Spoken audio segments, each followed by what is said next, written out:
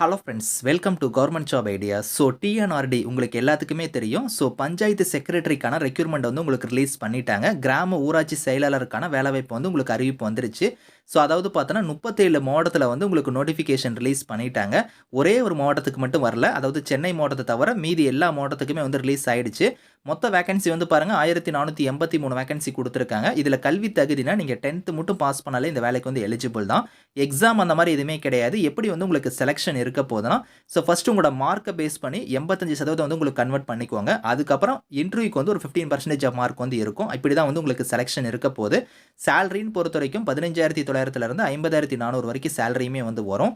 இந்த வேலைக்கு வந்து எப்படி விண்ணப்பிக்கணும் அப்படிங்கிறத நான் கம்ப்ளீட்டாக வந்து வீடியோவில் சொல்லியிருக்கேன். ஸ்கிப் பண்ணாமல் பாருங்கள். லாஸ்ட் டேட் வந்து 9th நவம்பருக்குள்ளார நீங்கள் ஆன்லைனில் வந்து அப்ளை பண்ணிக்கலாம். ஸோ இப்போ அந்த வேலைக்கான நோட்டிஃபிகேஷன் டீட்டெயில்ஸ் நம்ம பார்க்கலாம். நீங்கள் இப்போ தான் நம்ம சேனலுக்கு ஃபஸ்ட் டைம் வரீங்கன்னா சப்ஸ்கிரைப் பண்ணிக்கோங்க. ஓகே ஃப்ரெண்ட்ஸ், ஸோ தமிழக அரசுலேருந்து பாருங்கள் ஊரக வளர்ச்சி மற்றும் ஊராட்சி துறையில் தான் வந்து பாருங்கள் உங்களுக்கு இந்த வேலைவாய்ப்பு வந்திருக்கு. கிராம ஊராட்சி செயலாளர் அதாவது பஞ்சாயத்து செக்ரட்டரிங்கிற ஜாப் வந்து உங்களுக்கு வந்து அப்டேட் பண்ணிட்டாங்க. 37 மாவட்டத்துக்கு வந்து பார்த்தீங்கன்னா நோட்டிஃபிகேஷன் வந்து ரிலீஸ் பண்ணிட்டாங்க. இங்கே கொடுத்துருக்காங்க பாருங்கள். உங்களுக்கு வந்து சேலரி வந்து 15,900 50,400 வரைக்கும் உங்களுக்கான சேலரி வந்து இருக்கும். ஸோ வயது வரம்புன்னு பொறுத்த வரைக்கும் உங்களுக்கு பொது பிரிவாக இருந்தீங்கன்னா 18 32 வயசு வரைக்கும் நீங்கள் அப்ளை பண்ணிக்கலாம். அதே நீங்கள் பிசி, எம்பிசி, பிசிஎம் இவங்க எல்லாருமே வந்து பார்த்தோன்னா 18 34 வரைக்கும் அப்ளை பண்ணலாம்.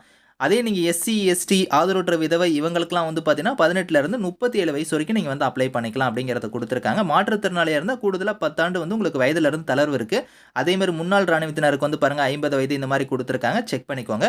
மொத்த காலி பணியிடங்கள் வந்து பார்த்தோன்னா 1483 வேகன்சி வந்து கொடுத்துருக்காங்க. மாவட்டங்கள் வாரிய இன சுழற்சி அடிப்படையில் வந்து உங்களுக்கான வேகன்சி வந்து இருக்கும். கல்வி தகுதியை பொறுத்த வரைக்கும் நீங்கள் 10ஆம் வகுப்பு வந்து நீங்கள் தேர்ச்சி பெற்றிருந்தாலே இந்த வேலைக்கு வந்து நீங்கள் அப்ளை பண்ணிக்கலாம். அதே மாதிரி வந்து விண்ணப்பதாரர் குறைந்தபட்சம் 8ஆம் வகுப்பு வரை வந்து பார்த்தோன்னா தமிழ் மொழியை வந்து நீங்கள் படிச்சிருக்கணும் அப்படிங்கிறத கொடுத்துருக்காங்க. அதாவது நீங்கள் 10th வரைக்குமே வந்து நீங்கள் கண்டிப்பாக வந்து தமிழ் வந்து ஒரு பாடமாக எடுத்து படிச்சிருப்பீங்க. ஸோ அதனால் வந்து நீங்கள் 8th வரைக்கும் கண்டிப்பாக வந்து முடிச்சிருக்கணும் அப்படிங்கிறத இதில் சொல்லியிருக்காங்க. ஸோ அதே மாதிரி வந்து பார்த்தோன்னா இதில் விண்ணப்ப கட்டணம் பொறுத்த வரைக்கும் நீங்கள் பொது பிரிவினர் அதாவது பிசி, எம்பிசி இந்த மாதிரி ஜென்ரல் கேட்டகரியாக இருந்தால் ₹100 வந்து ஃபீஸு. அதே நீங்கள் எஸ்சி, எஸ்டி மாற்றுத்திறனாளி அவங்களாம் வந்து ₹50 வந்து ஃபீஸ் வந்து நீங்கள் பே பண்ணுற மாதிரி இருக்கும். கடைசி தேதி வந்து பாருங்கள் 9th நவம்பர் தான் வந்து உங்களுக்கு லாஸ்ட் டேட்டு. அதுக்குள்ளார நீங்கள் அப்ளை பண்ணுற மாதிரி இருக்கும். அப்ளை பண்ணுறது வந்து ஆன்லைன் மூலம் தான் அப்ளை பண்ண போகிறீங்க. அது எப்படி அப்ளை பண்ணணும் அப்படிங்கிறத நான் சொல்கிறேன்.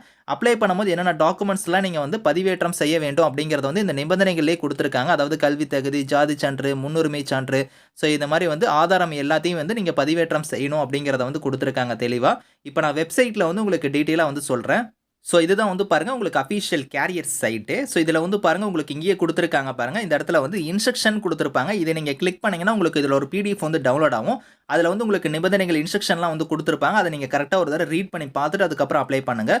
அதே மாதிரி இதில் தேர்ட் ஒன்று கொடுத்துருக்காங்க பார்த்தீங்களா, டிஸ்ட்ரிக்ட் வைஸ் வேகன்சி மாவட்ட வாரியாக உங்களுக்கு காலி பணியிடங்களை வந்து நீங்கள் பார்க்குற மாதிரி இருந்தால் இந்த லிங்க்கை நீங்கள் கிளிக் பண்ணிங்கன்னா டேரெக்டாக வந்து பாருங்கள் உங்களுக்கு டிஸ்ட்ரிக்ட் வைஸ் வேகன்சியுமே வந்து அப்டேட் பண்ணிட்டாங்க.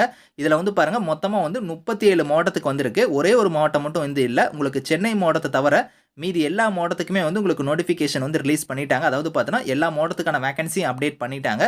இங்கேயே கொடுத்துருக்காங்க பாருங்கள். அரியலூருக்கு வந்து பார்த்தோன்னா 33 வேகன்சி இருக்குது. செங்கல்பட்டுக்கு 52, கோயம்புத்தூருக்கு 14, கடலூருக்கு வந்து பாருங்கள் 37. இந்த மாதிரி வந்து ஓவராலாக வந்து உங்களுக்கு 1483 வேகன்சி அப்டேட் பண்ணியிருக்காங்க. அந்த வேகன்சி எல்லாமே வந்து பார்த்தோன்னா உங்களுக்கு கம்யூனிட்டி வாரியாக வந்து பாருங்கள் இங்கே வந்து பிரித்து கொடுத்துருக்காங்க. அதை நீங்கள் செக் பண்ணிக்கலாம். ஒரு கம்யூனிட்டிக்கு எவ்வளோ வேகன்சி இருக்குங்கிறத நீங்கள் செக் பண்ணிக்கலாம். இதில் முக்கியமாக வந்து பார்த்தோன்னா பெண்களுக்கு வந்து தனியாகவே வந்து உங்களுக்கு வேகன்சி வந்து உங்களுக்கு அப்டேட் பண்ணிட்டாங்க. பெண்கள் மட்டும் வந்து பாருங்கள் தனித்தனியாக வேகன்சி இருக்குது. நீங்கள் பெண்களுக்குலாம் வந்து பாருங்கள் உங்களுக்கு நிறைய ப்ரிஃபரன்ஸ் வந்து கொடுத்துருக்காங்க. அதேமாதிரி மேல் ஃபீமேல் 2 பேத்துக்குமே வேகன்சி எவ்வளோங்கிறதையுமே இங்கே அப்டேட் பண்ணியிருக்காங்க. நீங்கள் செக் பண்ணி பாருங்கள். ஸோ முக்கியமாக பெண்களுக்கு வந்து பார்த்தீங்கன்னா தனியாகவே இடஒதுக்கீடு வந்து இருக்குது. நீங்கள் வந்து செக் பண்ணி பாருங்கள். ஓகே, இந்த வேலைக்கு வந்து எப்படி அப்ளை பண்ணணும் அப்படிங்கிறத நான் சொல்கிறேன். கீழே நீங்கள் வந்தீங்கன்னா இங்கே வந்து பாருங்கள். ஸோ அப்ளைங்கிற ஆப்ஷன் வந்து இங்கே இருக்குது பார்த்தீங்களா, இந்த இடத்துல நீங்கள் கிளிக் பண்ணிங்கன்னா உங்களுக்கு அப்ளை ஆப்ஷன் வந்து நீங்கள் டேரெக்டாக போயிடலாம் அப்ளை பண்ணக்கூடிய பேஜுக்கு. இங்கேயே கொடுத்துருக்காங்க பாருங்கள். ஆன்லைன் அப்ளிகேஷன் தான். உங்களுக்கு இதில் ஈஸியாக நீங்கள் அப்ளை பண்ணிக்கலாம். எப்படி அப்ளை பண்ணுங்கிற நான் கிளியராக சொல்கிறேன். இங்கே கொடுத்துருக்காங்க பாருங்கள். விண்ணப்பிக்க விரும்பும் மாவட்டம்னு கொடுத்துருக்காங்க. அதை நீங்கள் செலக்ட் பண்ணிங்கன்னா எந்த மாவட்டமோ அந்த மாவட்டத்தை வந்து நீங்கள் செலக்ட் பண்ணிக்கலாம். ஸோ இப்போ வந்து நான் திண்டுக்கலுங்கிறத சூஸ் பண்ணுறேன். இங்கே வந்து கீழே வந்து பாருங்கள் காலியிட ஒதுக்கீடு வகுப்புன்னு கொடுத்துருக்காங்களா, ரிசர்வேஷன் கம்யூனிட்டி கேட்டகரின்னு. ஸோ அதில் வந்து பாருங்கள் நீங்கள் எந்த கேஸ்ட்டோ அந்த கேஸ்ட்டோட இதை வந்து நீங்கள் இதில் கொடுக்குற மாதிரி இருக்கும். இப்போ பிசின்னு நான் கொடுத்தேன்னா ஸோ ஜெண்டர் வந்து பாருங்கள் நீங்கள் மேலா ஃபீமேலாங்கிறத நீங்கள் சூஸ் பண்ணிக்கணும். அதுக்கப்புறம் ஸோ வேகன்சி வந்து பாருங்கள் காலியிட ஒதுக்கீடு வகைன்னு கொடுத்துருக்காங்க. எந்த கேட்டகரின்னு கேட்டிருக்காங்க. அதில் நீங்கள் பிசி கொடுத்துட்டீங்கன்னா அதுக்கு தகுந்த மாதிரி நீங்கள் வந்து சூஸ் பண்ணுற மாதிரி இருக்கும். இங்கே வந்து பாருங்கள் இப்போ நான் பிசி கொடுத்தனால இதை நான் சூஸ் பண்ணிக்கிறேன். அதுக்கப்புறம் விண்ணப்பத்திறன் ஸோ தலைப்பெழுத்துக்கள்னு கொடுத்துருக்காங்க. உங்களோட நேமு, அதுக்கப்புறம் உங்களோட தந்தை பேர், 10ஆம் வகுப்பு உங்களோட நீங்கள் தேர்ச்சி பெற்றவரான்னு கேட்டிருக்காங்க. அதில் அடுத்து அந்த பாக்ஸில் வந்து ஆல்ரெடி டிக் பண்ணி தான் இருக்கும். அதை நீங்கள் கிளிக் பண்ணிக்கோங்க. அதுக்கப்புறம் கொரோனா காலப்பகுதியில் வந்து நீங்கள் 10ஆம் வகுப்பு வந்து தேர்வில் வந்து நீங்கள் தேர்ச்சி பெற்றீங்களான்னு கேட்டிருக்காங்க. நீங்கள் கோவிட் டைமில் நீங்கள் பாஸ் பண்ணீங்களா இருந்தால் நீங்கள் வந்து இந்த இடத்துல எஸ் கொடுக்கணும். அப்படி இல்லை நீங்கள் வந்து பார்த்தீங்கன்னா நீங்கள் 10th முடிச்சிருக்கீங்க டேரெக்டாக அப்படின்னா அதை வந்து நீங்கள் வந்து இதில் செலக்ட் பண்ண தேவையில்ல, நோ கொடுத்துக்கலாம். நீங்கள் கொரோனா காலத்தில் நீங்கள் 10th முடிச்சவங்களா இருந்தால் நீங்கள் வந்து எஸ் கொடுக்கணும். அதே மாதிரி வந்து போர்ட் ஆஃப் எஜுகேஷன் எந்த போர்டில் நீங்கள் படிச்சீங்க, ஸ்டேட் போர்டா இல்லை சிபிஎஸ்சியா இல்லை மெட்ரிகுலேஷனா அந்த மாதிரிங்கிறத நீங்கள் சூஸ் பண்ணிக்கணும். அதுக்கப்புறம் வந்து பாருங்கள் நீங்கள் 10ஆம் வகுப்பு தேர்ச்சி பெற்ற ஆண்டு மற்றும் மாதம் ஸோ இயரு மந்த் அதை வந்து நீங்கள் கொடுக்கணும். அதுக்கப்புறம் நீங்களோட மதிப்பெண் வந்து இதில் கொடுக்குற மாதிரி இருக்கும். ஸோ அது வந்து பாருங்கள் இந்த இடத்துல 500க்கு எவ்வளோ மார்க்குங்கிறத நீங்கள் கொடுக்கணும். அது பர்சன்டேஜாக கன்வெர்ட் பண்ணி இதில் நீங்கள் கொடுத்துக்கோங்க. ஸோ அதுக்கப்புறம் வந்து 10ஆம் வகுப்பு மதிப்பெண் சான்றிதழ் நகல் கேட்டிருக்காங்க. அந்த இடத்துல வந்து சூஸ் ஃபைல் இருக்குது பார்த்தீங்களா, இந்த இடத்துல வந்து உங்களோட சர்டிஃபிகேட் வந்து நீங்கள் அட்டாச் பண்ணுற மாதிரி இருக்கும். அது வந்து நீங்கள் ஸ்கேன் பண்ணி வச்சுக்கோங்க. அது வந்து இந்த ஃபைல் சைஸ் கொடுத்துருக்காங்க பாருங்கள், மினிமம் 20 கேபியிலேருந்து 100 கேபிக்குள்ளார மேக்ஸிமம் வந்து இருக்கலாம். அது இந்த ஃபைல் ஃபார்மேட்டில் தான் வந்து இருக்கணும் அப்படிங்கிறதையும் கொடுத்துட்டாங்க. ஸோ இதை வந்து நீங்கள் கரெக்டாக ஸ்கேன் பண்ணி அந்த சூஸ் ஃபைலில் வந்து நீங்கள் அட்டாச் பண்ணணும். அதுக்கப்புறம் வந்து பாருங்கள் இந்த இடத்துல வந்து மதிப்பெண் அட்டையோட சான்றிதழ் எண் கேட்டிருக்காங்க. உங்களோட 10th மார்க் ஷீட்டில் வந்து மேலே வந்து ரைட் சைடு வந்து பார்த்தோன்னா சான்றிதழ் எண் இருக்கும். அந்த எண்ணை வந்து இதில் வந்து நீங்கள் கரெக்டாக வந்து கொடுக்கணும். அதுக்கப்புறம் வந்து உங்களோட வகுப்பு என்ன, மதம் என்ன, அதுக்கப்புறம் என்ன கேஸ்ட்டுங்கிறத நீங்கள் கொடுக்கணும். அதுக்கப்புறம் வந்து பாருங்கள் நீங்கள் முன்னாள் இராணுவத்தினரா இல்லை ஆதரவற்ற விதவையா அதெல்லாம் எல்லாத்துலேயும் வந்து எஸ்ஸா நோவாங்கிறத நீங்கள் கொடுக்குற மாதிரி இருக்கும். இல்லைன்னா நீங்கள் நோ கொடுத்துருங்க. அதுக்கப்புறம் ரேஷன் கார்டோட நம்பர், அதாவது உங்களோட குடும்ப அட்டை எண், பிறந்த தேதி வந்து நீங்கள் கரெக்டாக கொடுக்கணும். அதோட ஏஜுமே அதில் கரெக்டாக மென்ஷன் பண்ணணும். ஸோ உங்களோட மாவட்டம் எந்த மாவட்டமோ அந்த மாவட்டத்தை கொடுத்துருங்க. உங்களோட ஃபோன் நம்பர் இதில் மென்ஷன் பண்ணிடுங்க. உங்களோட மின்னஞ்சல் இருந்துச்சுன்னா எஸ் கொடுங்க, அப்படி இல்லைனா நோ கொடுத்துருங்க. அதுக்கப்புறம் 1ஆம் வகுப்பு முதல் 8ஆம் வகுப்பு வரை தமிழில் ஒரு பாடமாக எடுத்து பயின்றவரான்னு கேட்டிருக்காங்க. நீங்கள் கண்டிப்பாக வந்து நான் சொன்ன பற்றில 8th வரைக்கும் நீங்கள் 10th வரைக்குமே நீங்கள் தமிழில் தான் படிச்சிருப்பீங்க. அப்படி படித்தவங்க வந்து எஸ் கொடுங்க, அப்படி இல்லைன்னா நோ கொடுத்துருங்க. அதுக்கப்புறம் வந்து பாருங்கள் உங்களோட முகவரி வந்து கேட்டிருக்காங்க. உங்களோட அட்ரஸ் எல்லாமே கரெக்டாக ஃபில் பண்ணிவிட்டு ஸோ அதுக்கப்புறம் வந்து பார்த்தோன்னா உங்களோட கம்யூனிட்டி சர்டிஃபிகேட்டை நீங்கள் வந்து அதில் சூஸ் ஃபைலில் வந்து அட்டாச் பண்ணணும். நான் சொன்ன மாதிரி வந்து ஸ்கேன் பண்ணி வச்சுக்கோங்க உங்களோட கம்யூனிட்டி சர்டிஃபிகேட்டை.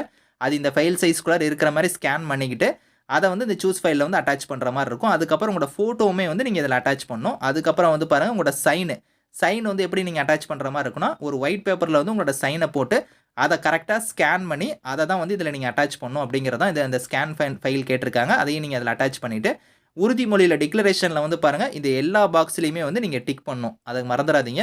இது எல்லா பாக்ஸ்லேயும் நீங்கள் டிக் பண்ணால் தான் சப்மிட் ஆகும். இதில் எல்லாத்துலேயும் டிக் பண்ணிவிட்டு ஸோ இந்த இடத்துல வந்து பாருங்கள் கேப்சா கேட்டிருக்க பற்றில அந்த கேப்சா வந்து கரெக்டாக வந்து அதில் நீங்கள் டைப் பண்ணிவிட்டு சேவ் அண்ட் நெக்ஸ்ட்னு கொடுத்துருக்காங்க பற்றில அதை நீங்கள் கொடுத்தீங்கன்னா உங்களுக்கு மொபைல் ஓடிபி வெரிஃபிகேஷன் வரும். ஸோ அந்த ஓடிபி வெரிஃபிகேஷனை நீங்கள் கம்ப்ளீட் பண்ணதுக்கப்புறம் உங்களுக்கு ஃபீஸ் பேமெண்ட் பேஜுக்கு வந்து போகும். நீங்கள் ஃபீஸ் பேமெண்ட்டுமே பே பண்ணிவிட்டு நீங்கள் கம்ப்ளீட் பண்ணிக்கலாம் அப்ளிகேஷனை. இதுதான் வந்து அப்ளை பண்ணக்கூடிய ப்ரொசீஜர். இதை கரெக்டாக ஃபாலோ பண்ணி நீங்கள் அப்ளை பண்ணிக்கோங்க. ஸோ இதுக்கான லிங்க் டீட்டெயில்ஸ் எல்லாமே வந்து நான் கீழே வந்து டிஸ்கிரிப்ஷனில் வந்து கொடுக்குறேன். செக் பண்ணி பாருங்கள். பர்மனன்ட் கவர்மெண்ட் ஜாப் தான். Thank you friends.